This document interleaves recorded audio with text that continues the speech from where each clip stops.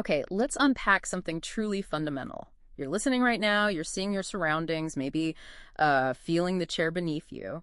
But are you absolutely positively certain that this reality you're experiencing is the actual, undeniable, well, base reality? Or could it be something else? This may be the oldest question, right? Yeah, what is reality? Exactly. Yeah. From, Plato's cave all the way to modern thought experiments, we've always wondered if what we see is the real deal, or just like shadows on a wall. Yeah. Or maybe we're living inside some kind of construct. And that idea, the constructed illusion, a simulation, it's really blown up lately in two really different ways. Right. So on one hand, we're actually building simulations here in our world. Super sophisticated ones using AI. It's a huge market. It's shaping industries. And then the other direction, totally different, is this philosophical, even scientific idea that our whole universe, everything, might itself be a simulation. That's exactly what we're diving into today. We've got sources looking at both angles. Yeah, we pulled together quite a mix. There's a market intelligence report, gives us the hard data, the business side of AI and simulation. And then we shift gears completely. We've got pieces digging into the simulation hypothesis. Nick Bostrom's big paper from 2003, the one that really kicked off the modern debate. A famous one. Plus some really interesting new science looking for, actual clues. Yeah.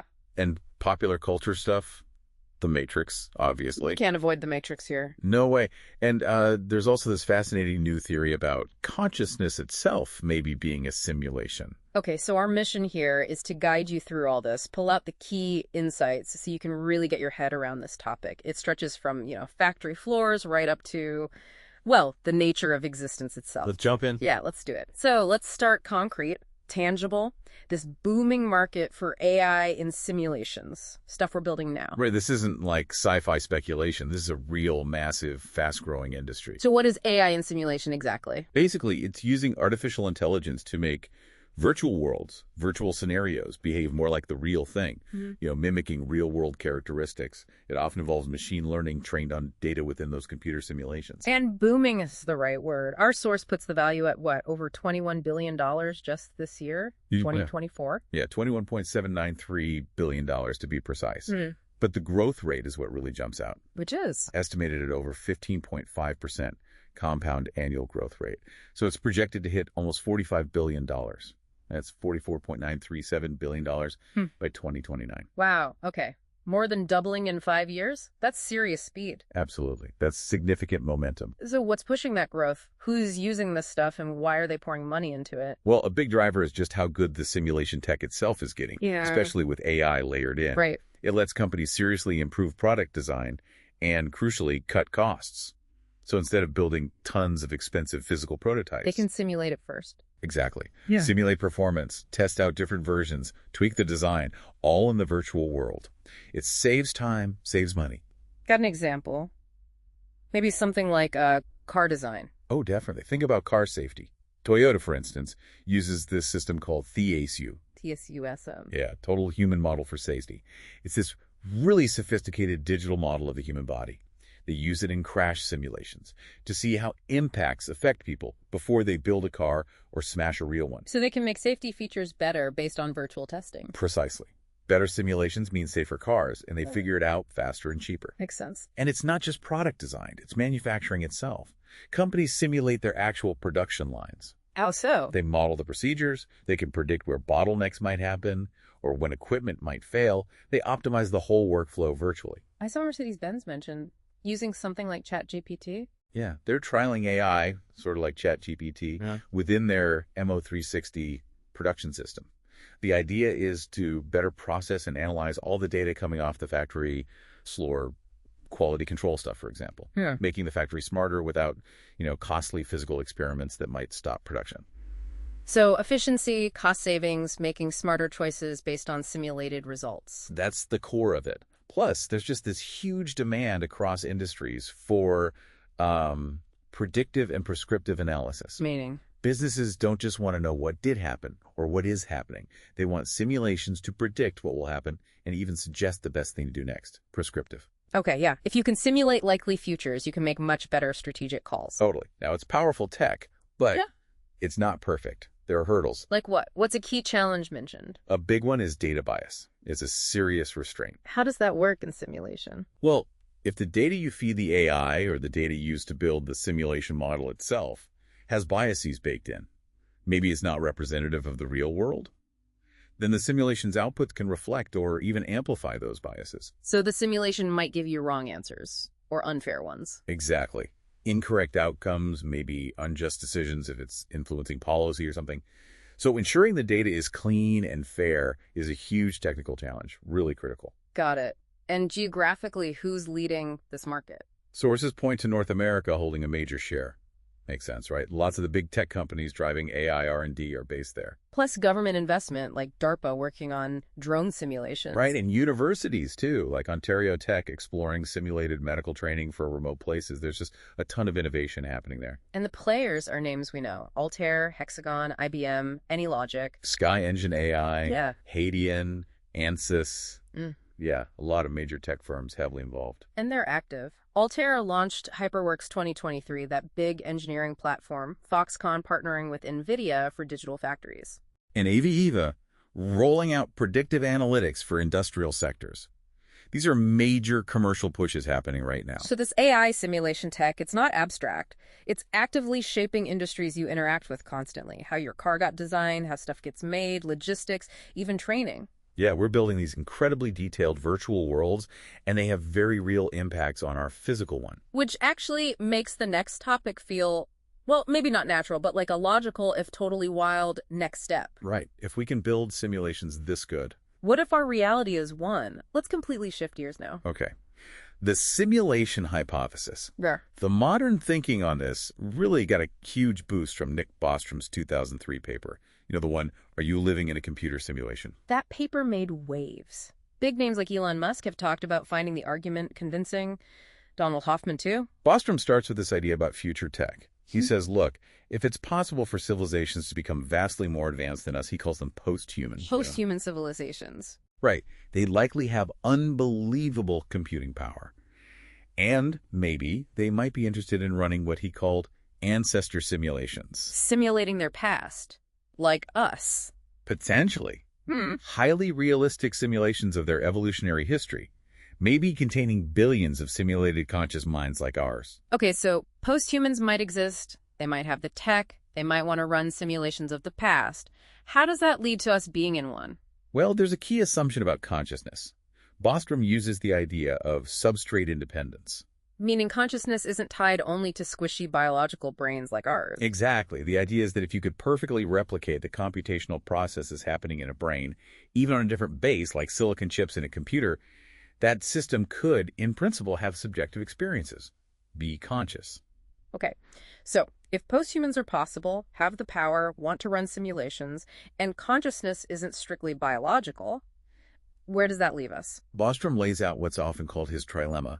He argues that given those starting points, at least one of three specific conclusions is almost certainly true. The trilemma. Okay, what's option number one? Option one. The fraction of human-like civilizations that make it to a post-human stage is basically zero. So we go extinct. Simple as that. Pretty much.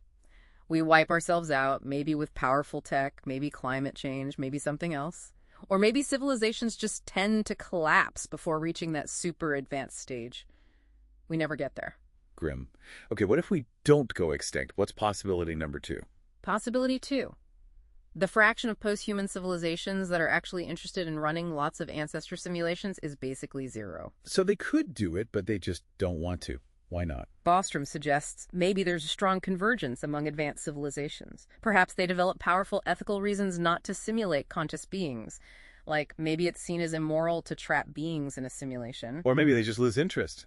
Yeah, maybe post-human minds just evolve beyond the motivations that would lead them to simulate their past. They might have completely different goals or ways of exploring history or consciousness. Okay, so either we die out or the advanced civs aren't interested. That leaves the third option, the really famous one. Option three. The fraction of all people with experiences like ours who are living in a simulation is very close to one. Meaning, we are almost certainly living in a computer simulation. That's the conclusion, yeah. Right, and that's the one that just makes your brain itch. If that's true, what does it even mean? What are the implications for how we see everything? Well, for starters, our entire observable universe, the whole cosmos, it could just be a tiny piece of some larger base reality. And the physics we know might just be the rules of the simulation, not the ultimate laws of nature? Could be. The physics running the computer hosting our universe might be totally different, totally alien. And the beings running it are simulators. They'd effectively be like, well, gods, from our perspective. Vastly superior intelligence, immense power within the simulation. They could potentially interfere, change things in ways that seem impossible to us. Could they be watching, aware of everything? Potentially, yeah. Omniscient within the simulation's context. And it opens up weird possibilities like simulations within simulations, levels of reality stacked on top of each other. A hierarchy of existence. Bostrom even calls it a kind of naturalistic theogony, a structure of gods, but based on computation. It's wild stuff. But does it mean, like, we should just give up? If it's all fake, does it make life meaningless? Bostrom argues no, not necessarily. And others agree. Our best guide to navigating the world we experience is still observation, science, studying the rules of this reality, whether it's base reality or not. The rules still seem consistent for us here. Exactly. And you can still strive to live a good life, find meaning, build relationships, pursue knowledge within the framework you perceive. One source specifically mentioned that even if it is a simulation, that doesn't automatically make life pointless. You can still aim high. So, okay, maybe it doesn't mean we should spiral into existential dread, but is there any way to know for sure? Can we find evidence? Are scientists actually looking? This is where things get really fascinating, moving from philosophy towards maybe science. People talk about glitches in the matrix, right? Finding errors. Yeah, the deja vu cat. Right, but some scientists are thinking more formally about what observable signatures a simulation might leave in the laws of physics themselves. Like what? What kind of signatures? Well, there's a physicist, Melvin Vopson, who's trying to build what he calls an empirical bridge to the simulation idea. He's looking at it through the lens of information. Information. How does information theory connect to whether we're in a simulation? Vopson developed this principle suggesting mass, energy, and information are equivalent in some way. And he also proposed a second law of infodynamics. Okay, like the second law of thermodynamics, but for information. Sort of, but opposite. Thermodynamics says entropy, or disorder, tends to increase. Vopson's infodynamics suggests that information entropy, basically the randomness or disorder in information within physical systems, tends to decrease over time. Systems become more ordered, informationally speaking. Information gets tidier. How does that link to gravity or simulations? Okay, so in his latest idea, Vopson proposes that gravity itself might not be fundamental. Instead, it might be an emergent phenomenon whose job is precisely to reduce information entropy. Whoa. So gravity's like the universe's information cleanup crew, enforcing order. Kind of. He's suggesting gravity acts to compress or optimize the information content of the universe. It's doing computational work, basically. And why would that suggest a simulation? Because if you were designing and running a massive simulation like a universe, you'd want it to be efficient, right? You want to compress the data, optimize the computation. So finding a fundamental force like gravity that seems dedicated to reducing information entropy, Vopson sees that as a potential clue, a hint of that underlying optimization you'd expect in a simulation. Like the universe is running a cosmic zip command using gravity. That's one way to think about it, yeah. He also looked at this idea elsewhere, didn't he? Virus mutations. Right. He analyzed SARS-CoV-2 mutations and found they also seem to follow this trend. The mutations tended to decrease the information entropy in the virus's genome over time. Which, again, he suggests, could be a sign of this infodynamic law at work, potentially consistent with an optimized simulated system. Now, we got to stress here, these are hypotheses. Bold ones. This isn't proof we're in the Matrix. Absolutely not. Yeah. Vopson is very clear about that. These are proposals, ideas thrown out there for the scientific community to test, debate, try to poke holes in. But he sees it as important to actually try and bridge that gap between the philosophical idea and something potentially testable. Okay, so we've gone from simulations we build to the universe as a simulation. Let's go even deeper. What if the simulation isn't out there but in here? Inside our own heads. What about consciousness itself? Yeah, this takes it to another level. This is the self-simulation theory of consciousness, proposed by Suvardeep Chakraborty and Ritu Lakkar. Self-simulation. Their core idea is that what we feel as conscious perception, The what it's like to see red or feel pain or just be isn't a direct pipeline to reality.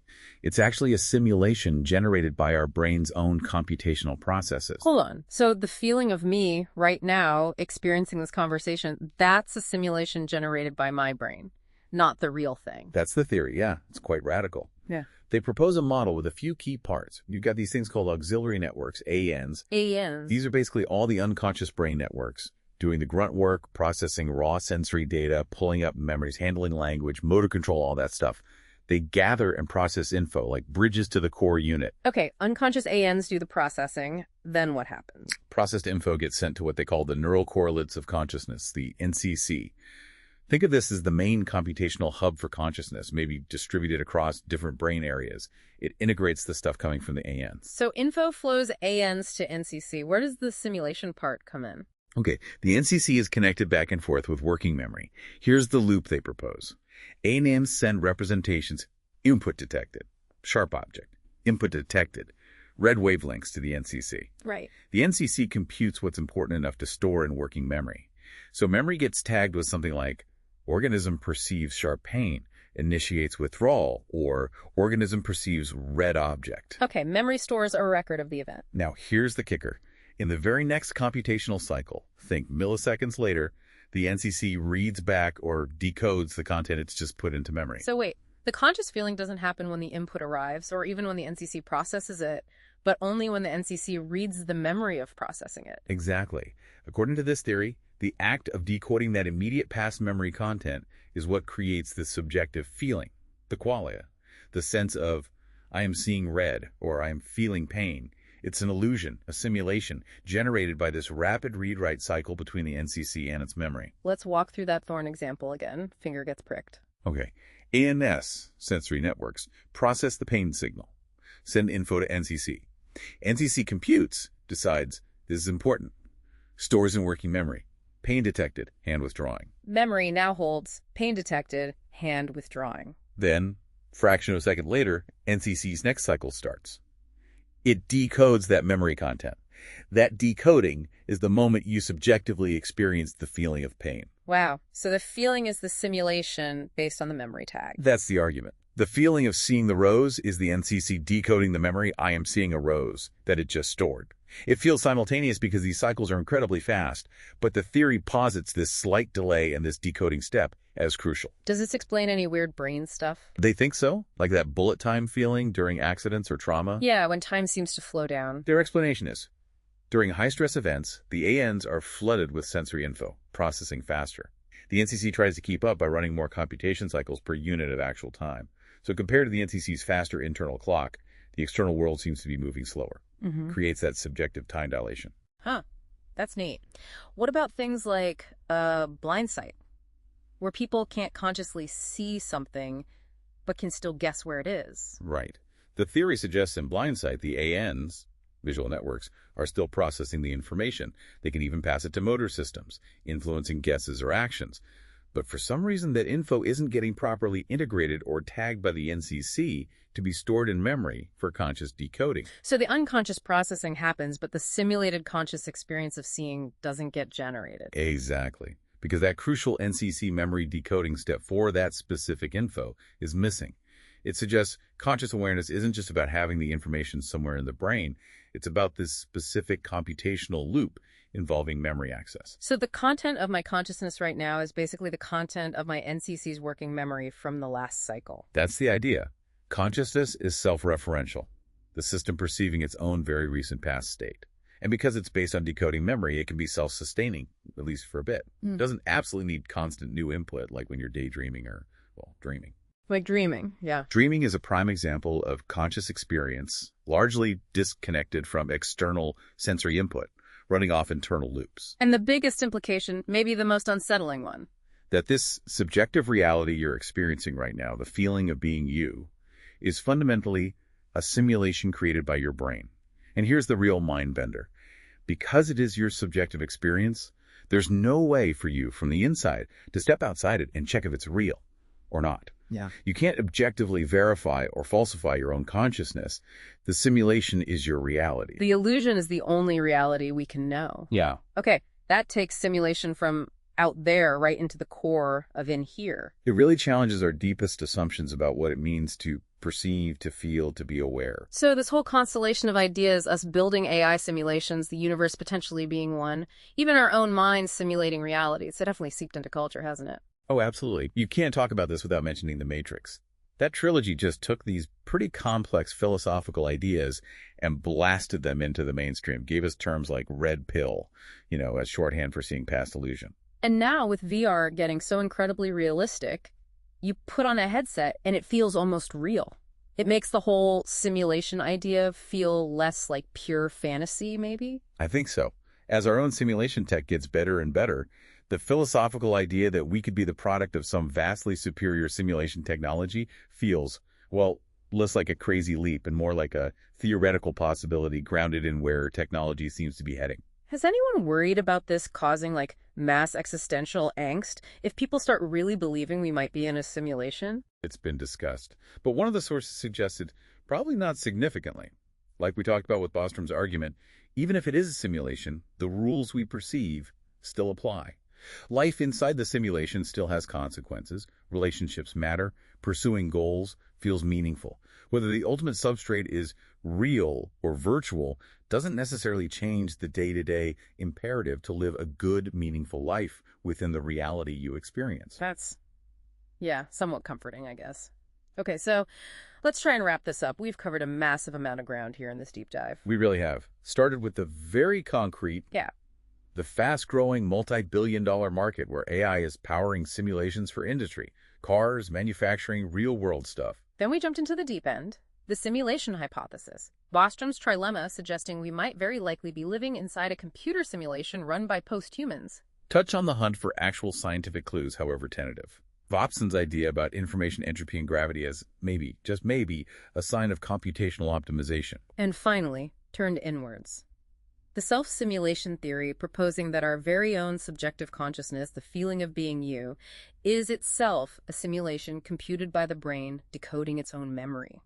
Yeah, it's clear that, despite all our tech, all our philosophy, the basic nature of reality, both what's out there and what's in here, is still profoundly mysterious, still wide open for debate across every field. It really is. And it leaves you, the listener, with this fundamental puzzle. So here's the final thought to chew on. If the external universe could be a simulation, and if your internal experience of self, your consciousness, could also be a simulation, does the word reality even mean what we think it means anymore? Right. What does it mean to be real if the universe you see might be running on some cosmic hard drive and the you doing the seeing might be a simulation running inside your own skull? Where does the real even begin?